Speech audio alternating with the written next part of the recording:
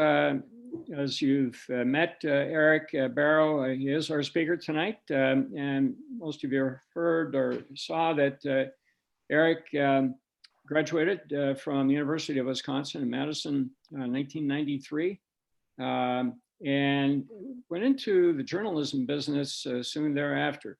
Spent time in Madison, subsequently in Trenton, New Jersey, in LA, and then finally came to New York City a little over 20 years ago, which time he first joined the New York Post and then joined the New York Daily News, where he was a sports writer and sports editor, and having won much accolade for his work well done there. In more recent last couple of years, he's taken on being the editor of an online sports program. And it's very interesting. I told you, Eric, I looked it up and I liked it a lot. It's called Deadspin. It has a mantra, sports news without fear, favor, or compromise. So you tell it like it is. Now, in addition to sports writing, Eric has also written about other issues, including gang violence in Brooklyn, social activism, civil rights activism. So he's really a complete writer. And Eric, you do us honor by joining us here tonight, and look forward to your being part of our community here in Ridgefield. Thank you very much. So the floor is yours. Oh, okay. All right. Yep, sorry. Let me just close this window before I start, because it's kind of cold. Sure.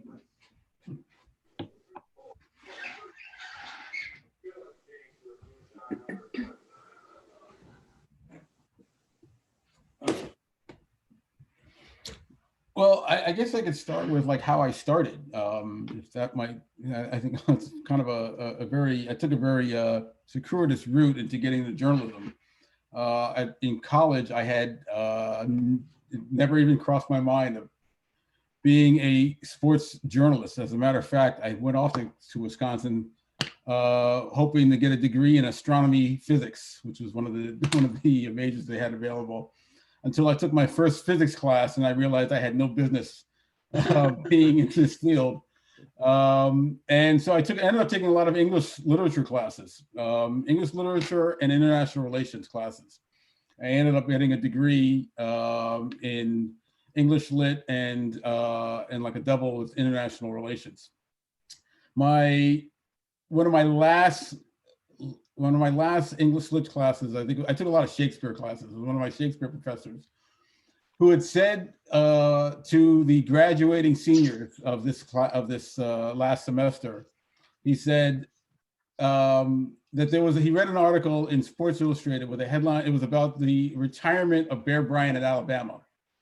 And the headline for the article was "Exit Followed by a Bear." And he said, for those of you who know the Shakespeare play A Winter's Tale, you will know that that is the most bizarre and famous stage direction in a Shakespeare play, Exit Followed by a Bear, where a character runs off the stage and a bear apparently chases after her and mauls her and kills her. And then he added this: now, with an English literature degree, you may not be able to get a job, but at least you'll know a Shakespeare reference when you see one. And that scared the hell out of everybody in the classroom. So I thought I would go into international relations. My family has a lot of, my father had remarried years earlier to a woman, Japanese woman who had family in Japan. I had spent a summer there.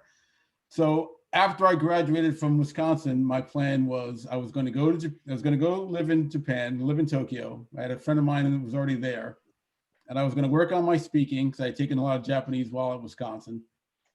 I was going to work on my speaking so I can get a job working maybe in the State Department, working for a company that does trade with Japan, something along those lines.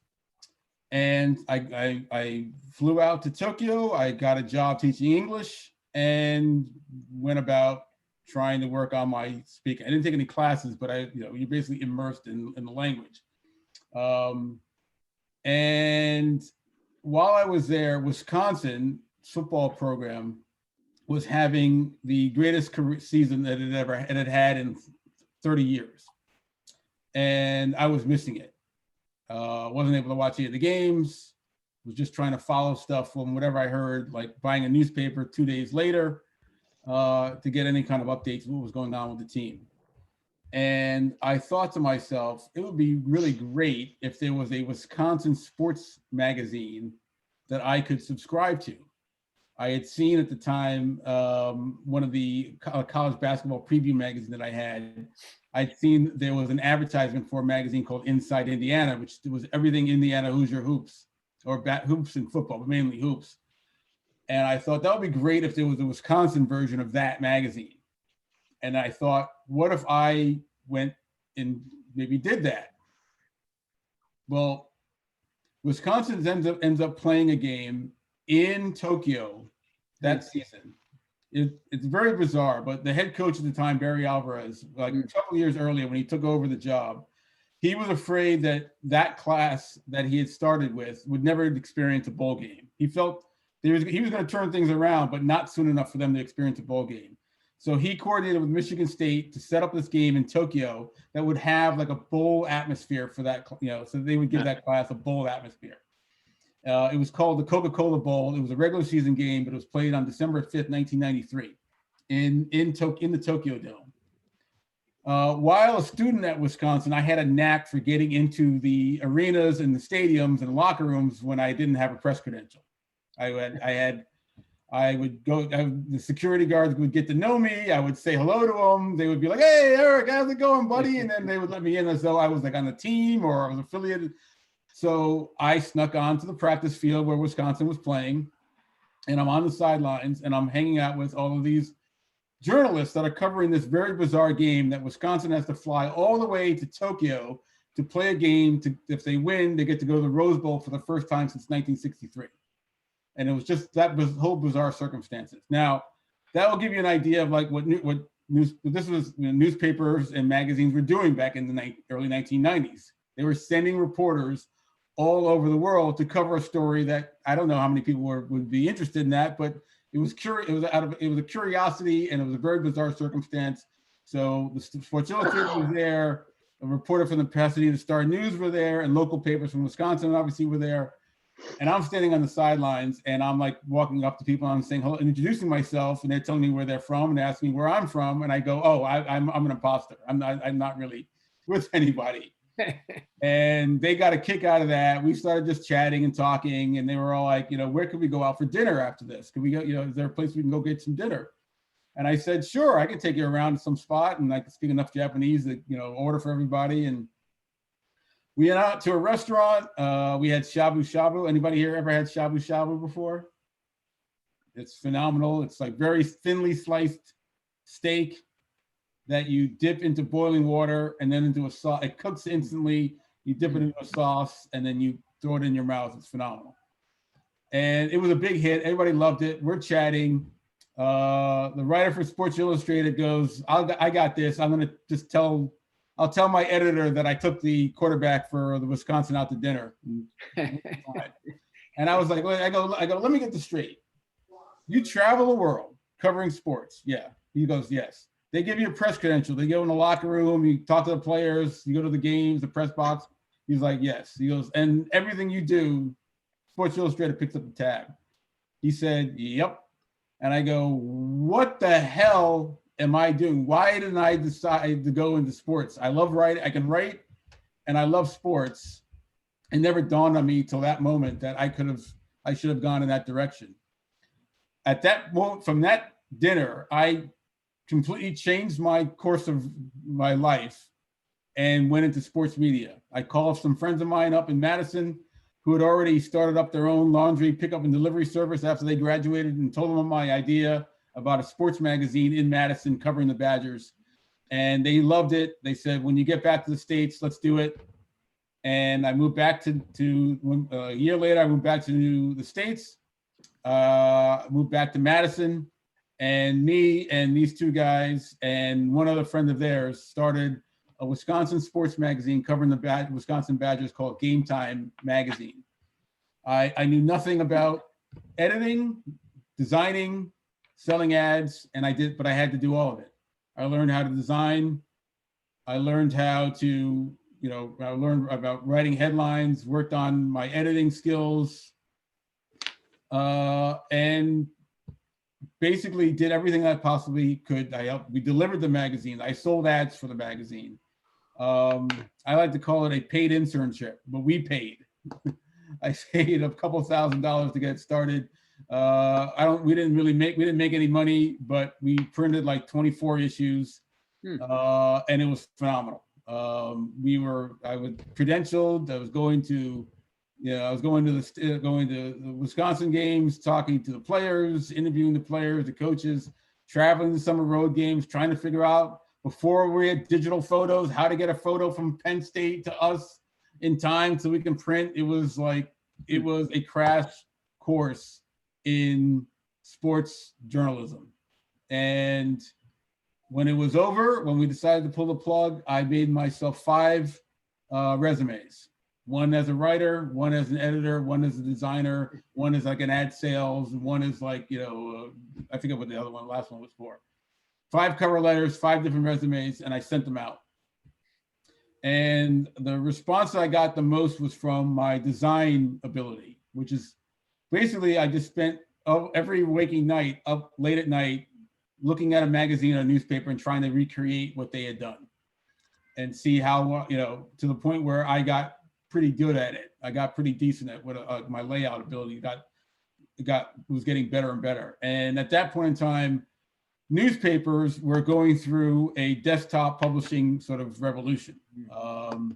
They were combining the editor and the designer into one position. At that point in time, prior to that, you had people who just edited copy, wrote headlines, and then they would send it to another department that would do hot type, which is basically, I mean, it's before my time, but I've watched, documentaries on how it was done. And basically you're taking the copy that's coming in, and you're typing it in and creating like these metal plates with all the letters on it, and then sliding all these little metal plates into place for one column. And to be honest with you, I've watched the documentary about it. There was one that was about the New York Times, and the New York Times went from hot plate to basically desktop design. And it just blew my mind what they used to do. And like, they used for the large words, for the headlines on the front page or the back page of a tabloid, and what they didn't use the metal, they didn't use the metal, they used wood, like wood blocks. So if you're in a tabloid industry, nobody probably knows this anymore, but they used to call the headline on the front page the wood, or the back page, it would be called the wood. So somebody would say to you, like, all right, what's the wood on this? What's the wood? And that meant, who's got a good headline for the back page? Or it could just mean like, that's what we're gonna wood on. If somebody said, we're gonna wood on this, means that's gonna be our front page story tomorrow, or that's gonna be our back page story tomorrow if you work for a tabloid that does, the Daily News, the New York Post, that has sports on the back page. So I got a job working as a copy editor and designer at a paper in Trenton, New Jersey, the Trentonian. And there I went from, doing my own thing at game time to now having to actually learn how it's done in a real professional setting. So there's a lot of things that I didn't understand. I didn't know how to get photos. I didn't know my first night working on pages, I was a little late on deadline. I was like, I thought it was gonna be fine. And I got the pages out, I don't know, 10, 15 minutes late. And the paper came out, the first edition came out. I opened up the paper to see my pages, and there was giant house ads on them because I had missed deadline. And when you miss deadline, they didn't wait. They just slapped a big house ad. A house ad is like a big ad for that paper. It's just something they use to fill that space because you blew deadline. And I was mortified. And I got a talking to from my editor about the importance of not missing deadline. So that was an early lesson of that the trucks don't wait, and you have to meet your deadlines. And if you fail to meet your deadline, there are going to be problems. I had one moment there where I had a typo in a headline, and I was working real late actually. At that point in time, I was still living in New York, so sometimes I would commute to New York in the evening, and I had to wait for the 4:30 train. And I discovered the headline typo, and it involved a school that the owner of the paper's kids went to, and if there was ever a mistake involving this school, heads would roll. And I called my editor-in-chief and I said, I just noticed I had a typo in the headline with West Windsor Plainsboro. What do you want me to do? And my editor said to me, get in there and stop that run. And I said, for real? He's like, yeah, do it. And I ran over there and I yelled, I didn't yell stop the presses, but I did yell stop the run. So that was like my first, wow, it was, adrenaline was pumping, incredibly stressful. But we did correct it and we got it out and we made sure that paper was delivered, the corrected paper was delivered to the doorstep of the publisher's house. So I didn't get fired. I worked there for a year and a half. And then my design abilities got me noticed in a paper in LA, the LA Daily News.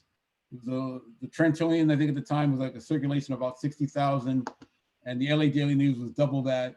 And it was LA, and it was major sports hub teams. It was the Lakers. It was, well, they didn't have football at that time, but it was USC and UCLA. And at that time, they weren't that good. UCLA actually was pretty good.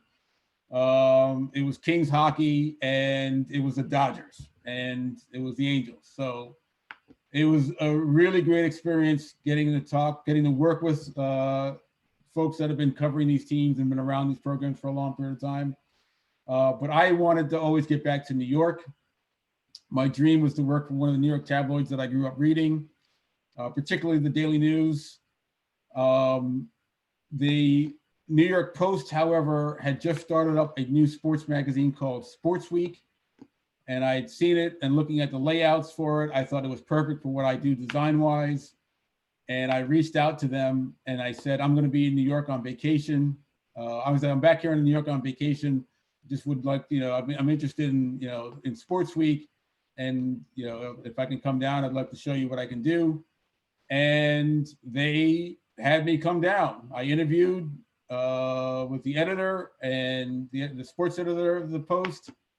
And I always get a kick out of this bit. They did not have any idea who I was prior to me calling them up or reaching out. When I reached out to them, I think I did call them.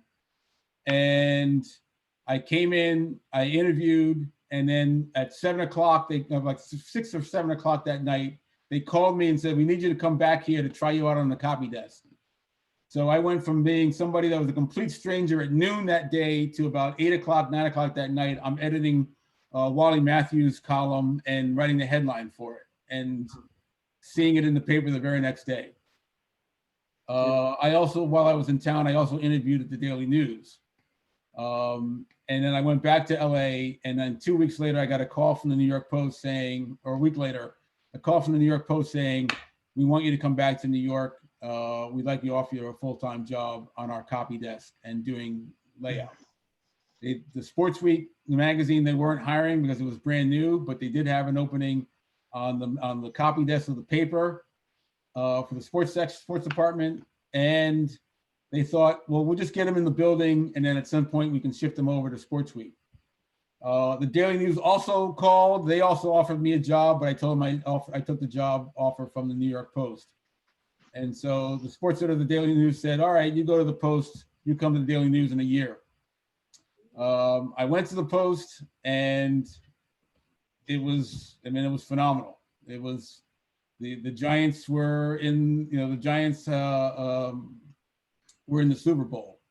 You had we had the Subway Series, which I got to be a part of, writing headlines for. One of my biggest thrill was when I wrote a headline that got it on the back page. It became the Wood when the Yankees got back into the World Series.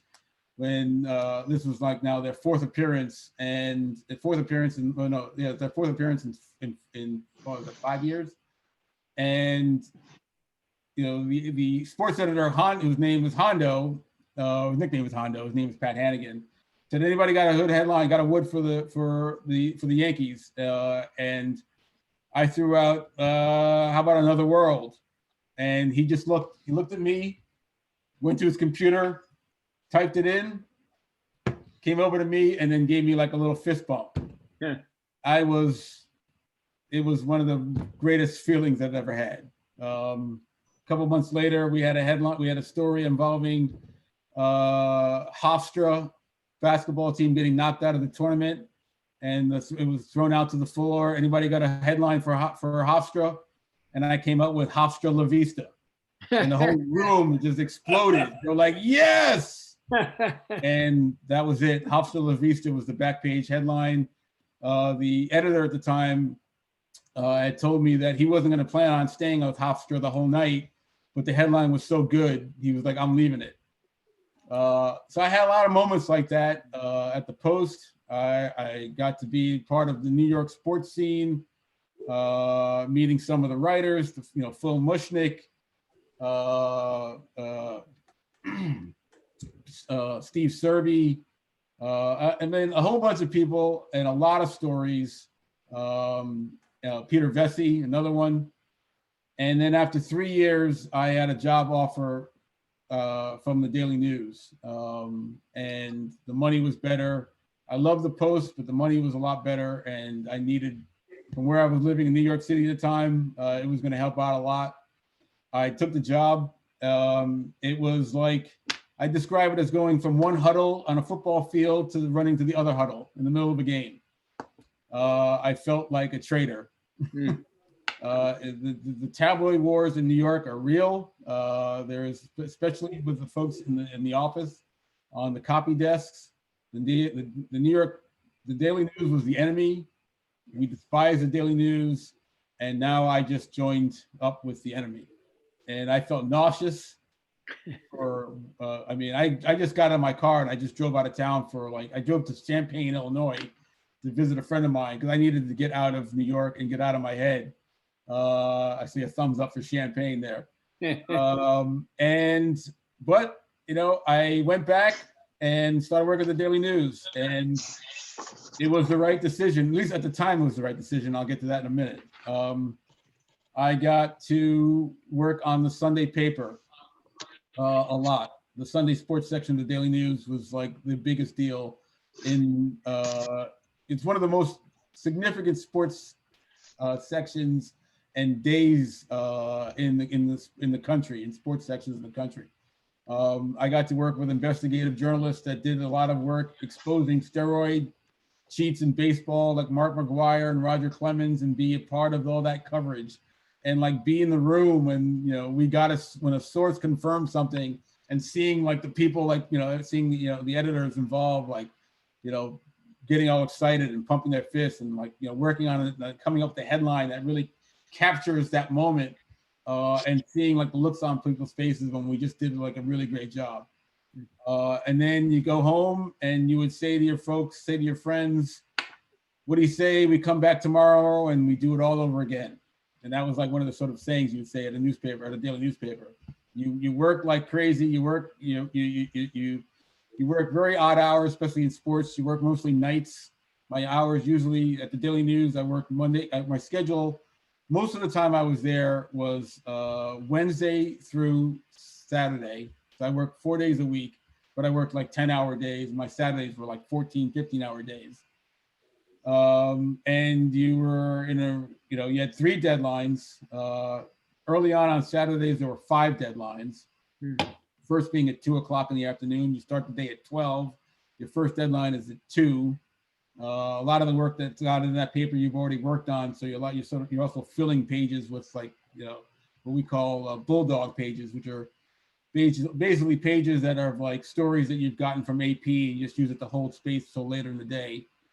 The next deadline was about like 7:30, and then you had 10:30, then you had midnight, then you had 2 a.m. So my days usually on Saturdays would start when I got up, working usually from home for a little bit. Then I get to the office around noon. And then I would leave the office around 2 o'clock in the morning. And you would go, hey, tomorrow we'll come back, we'll do this all over again. It was, working in sports journalism has some of the pluses and minuses, I would say, are sort of like together in one. Every day is unique and every day is different. You're dealing with brand new news. That can make it interesting and exciting, and you're not just doing the same thing over and over again. It also can make it very stressful because every single day is different. And you don't know what the day is going to be like.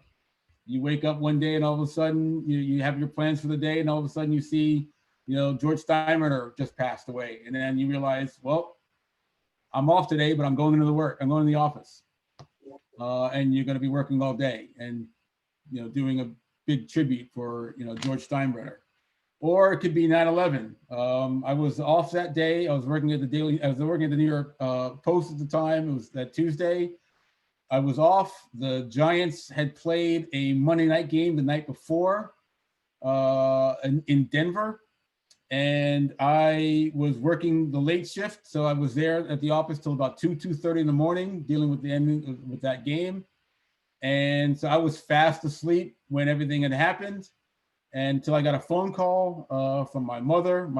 This is a side story. I don't want to get into this too much, but my brother worked on the 101st floor of the North Tower. She was calling me to tell me that, we don't know what's going on, but then I started freaking out. Turns out my brother was late to work that day. Thank God. He was not at his desk. So he was okay. And once we found him, which was like several hours later, I called the office, told him my brother's safe. He's at home now. Do you need me to come in? And my sports editor said, yeah. And I trekked into work by bus, and I just, did whatever was necessary. It was the type of day where you're going to have to be at work, and you're going to have to be available for whatever it might be that day. We weren't doing sports, so I was editing.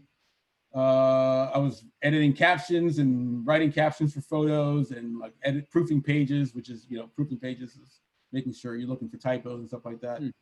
But it was just to be working in journalism in New York at that day was something that I will always remember, and being a part of our coverage of that event. And those are some of the things that you sort of take away from being in journalism years later, like the events that you were a part of, that you worked through, and that you were there for. And so I got to do a lot of that, whether it's like, when I first got to the Daily News, there was the blackout of 2003 and how we put the paper out. In 2012, during Hurricane Sandy, our entire office was flooded. We couldn't be in our office. We had to basically, move from conference room of our attorneys to another conference room, to our offices, to our press room building in Liberty View, New Jersey. Still putting the paper out every single day and finding a way to do it and getting through it and telling stories and giving people the information that they needed. And those are the things times that you really kind of feel proud about. In sports, is that you don't always feel proud about everything. It's like, oh, we're covering the Yankees and the Mets, nothing. We're not, really changing people's lives, whatever. But in those situations, you do kind of feel like you're doing something. You're helping. You're providing people with information. You're telling people stories that need to be told. And so I got to do a lot of that. I was a Sunday editor of the Daily News for 5 years. And that entailed, covering everything that was going on Saturday, but it was also what feature stories we were going to do. And this was I like to say this was like the last of the glory days of newspapers, in the way that I would plan a section. I'd plan my Sunday section. I would talk to writers, and I'd talk to other folks, my other editors, about, what was, looking at what was going on during the week, and think about what people wanted to read on Sunday. If something happened with one of the teams, well, let's deeper dive into this, and maybe we can get a nice story out of it that people would be interested in reading about on Sunday. So I put out a section that I put out a Sunday section that I was happy with. The paper would go to print, and I would go home Saturday night, tired, but feeling good about what we had just done. I didn't think about how many page views it got. I didn't think about what people were saying about it on Twitter. I didn't think about anything about what we deal with today, which is a lot of, what did it do traffic wise? How many people were interested in that story? How many people were interested in that story? At what time were they interested in that story? What did people say about it on Twitter and all? And which is what the industry has become today. Back then, it was you put out a good section, you were happy about it, and you went to bed. Back then, for a number of years, the Daily News website that we had would not be updated. It would be updated at 2 o'clock in the morning. We would put the paper to bed. I would call the web guy who had basically a windowless room on the other side of the building, and I would tell him, "We're done for the night. You can take it," which meant that you can take all the stories. You can post them up on the website. Those stories would stay on the website for the entire next day. Slowly but surely, the web department started creeping out of that windowless room into every department in the newsroom. Every department had their own web editor. And our coverage went from newspaper first, gradually to web first. Where it used to be, if we had a really great juicy story, an exclusive, we would hold on to it till we could get a big play out of it on the front page or the back page the next day. Gradually, it just became, if we had something juicy and that was great, we didn't wait for the paper. We just would publish it right away. And go right up on the website immediately. And that started happening, the role of the role of editors and the role of reporters changed. You now had to write stories. You go to the ballpark and you'd have to write something right away. If the manager just said something interesting in the pregame, you'd have to write something up really quick, or the editors in the office would write it up for you and post it up so we could get something up on the site as soon as you possibly could. Instead of having, like, on any given day 3 deadlines, you now felt like you had infinite deadlines. Your deadlines were constant. Stress levels became increasingly grew exponentially. Because not only were you putting things up right away, you had to get things up right away and fast, but you also had to be right. You had to, your coverage, your reporting actually had to be accurate. So you had this sort of battle between being right about what you're, being fat first, and also being right and making sure that you were right before you were first. And sometimes you weren't always. Sometimes you weren't always first, and sometimes you weren't always right. So that sort of changed a lot.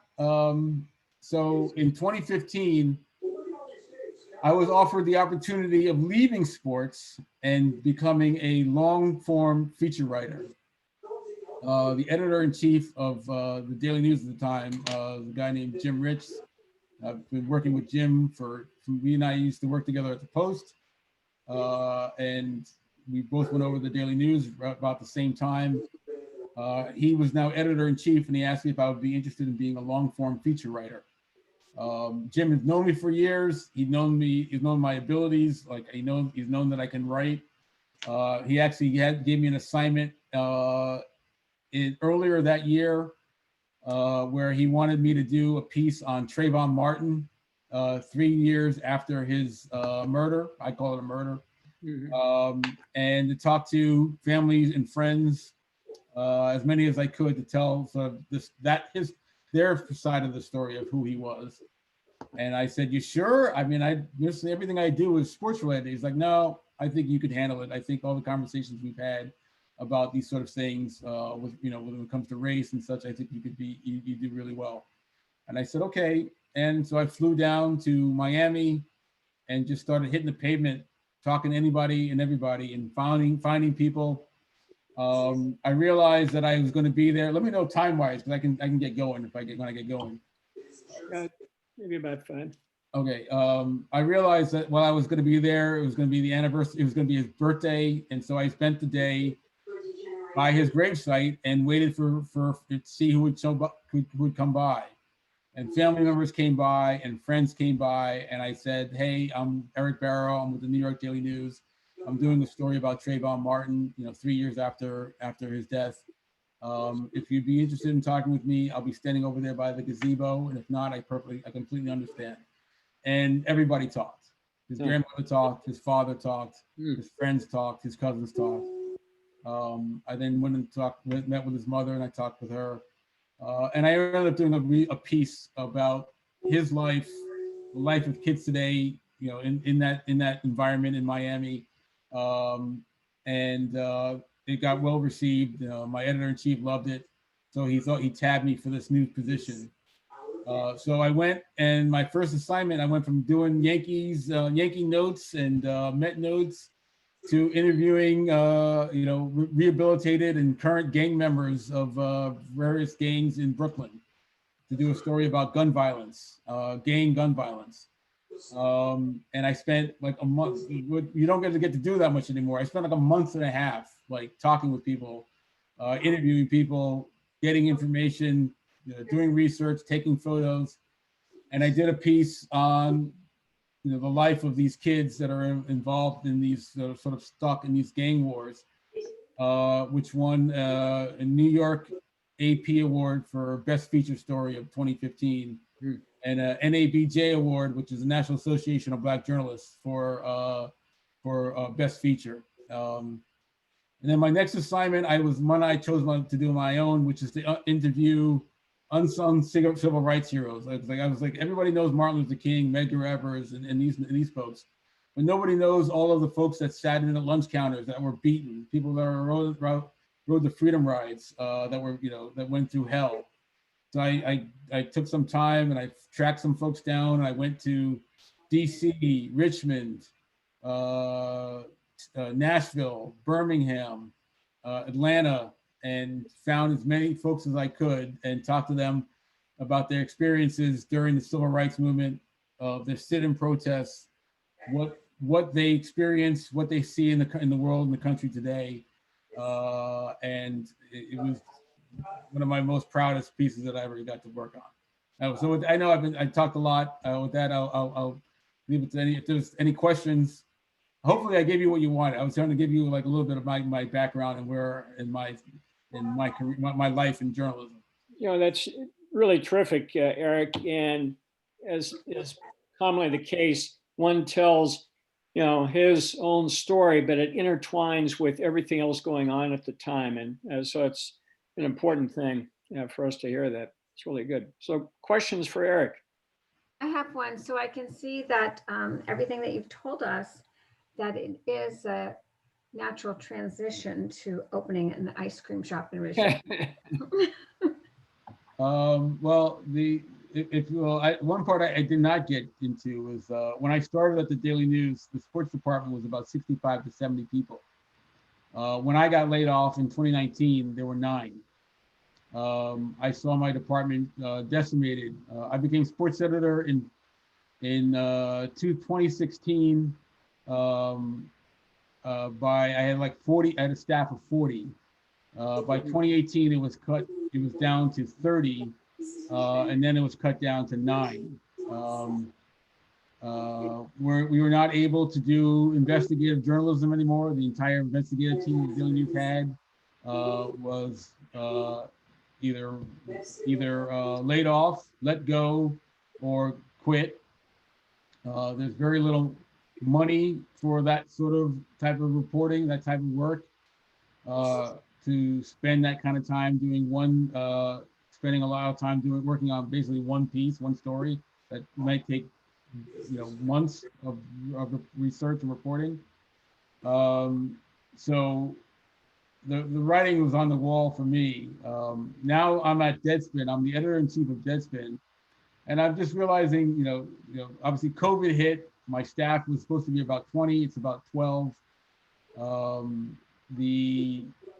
what we do is not what I started out in this business wanting to do. I find that we don't, when we do pieces, I think that of substance, that are of some substance and of import, nobody reads them. But when we call somebody a jerk, somebody is a moron, somebody's an idiot, the numbers go crazy. And so, like, that's not really what I was interested in doing. During COVID, actually, I started out at Deadspin. I was actually in the office for a total of 2 weeks.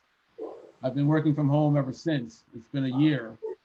And one thing I noticed that my wife and I consumed more of than anything else was ice cream as a treat for my kids who were not doing their homework or not taking part in their remote learning. If you get through this one last assignment, we'll go for ice cream. And I thought to myself, that would be a really good business. I always wanted to open up a sports bar in Greenwich because there isn't one, but I know nothing about food costs and all of that. But the idea of an ice cream store, I could wrap my brain around, especially doing it with Gopher, where I have individuals that have expertise in this area. And oddly enough, my wife and I were both saw a sign for looking for Gopher franchisees, and without communicating to either one of us, we both thought that would be something we should do or look into. I've got 2 daughters. Neither of my wife she works at Greenwich Academy here, where my daughters go to school. Neither one of us have careers that we can pass on anything to our kids. And I thought, if I could open up a restaurant, open up a Gopher store, and maybe have another store down the road, I could have something that my kids can work with me when they get to be in their teens. They can work behind the counter with me and spend more time with them that way. And I could have something to pass down to them. So that's when we started thinking about making this transition out of journalism into ice cream. And Kathy, who doesn't like ice cream? That's right. That's right. Now that's neat. I can envision after we finish a meeting a little bit later on in the summer, all of us walking over and grabbing some ice cream. So that I particularly like hot fudge sundaes, just to let you know. Come on by, and we can also talk a little bit more about sports. And I love to talk about sports all day. So where is your location? It's going to be 407 Main Street, so where the candlelight shop was. Yeah. Yeah, right in the middle. Right in the middle. It's such a beautiful spot. I mean, when we were looking at locations, there were a couple of spots that I was looking at, and one was like it was in Westport, and it was like a strip mall in Westport, and I'm like, no.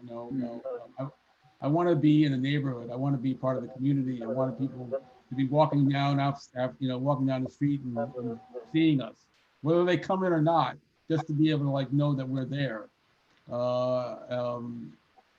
That's what I wanted. I wanted to be inside in the community, and so we found the Ridgefield location, and I said to myself, yeah, that's exactly what I'm looking for.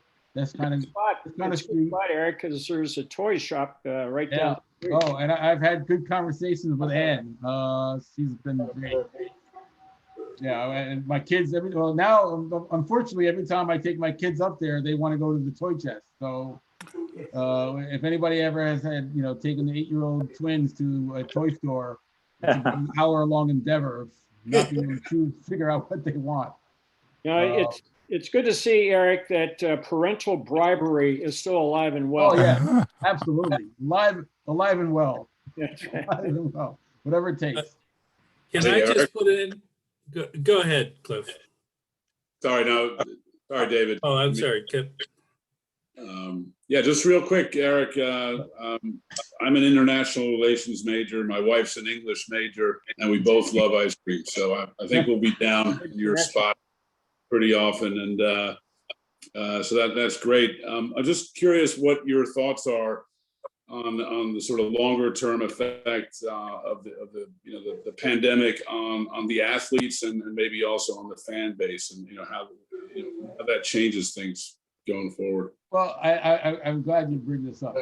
That's also one of the things that I'm kind of discouraged about. Like, if you've been reading Deadspin for the past year, we have not been in the, hey, everybody, let's get out there and figure out a way to play these games. Come on, the kids really want to do it. No, we have been in the, this is dangerous. We don't know what this can be doing, what this can do. We know, we've seen that there's going to be, the lungs are impacted with scarring. There's myocarditis, which is impacting the inflammation and scarring of the heart. I've seen instances of athletes in the past that have had art issues that have collapsed on the floor. I don't know if anybody remembers Hank Gathers. Right on national TV. Basketball players in the 80s that passed away. So I'm really scared for these athletes, particularly the college athletes that don't have a union fighting for them, that don't have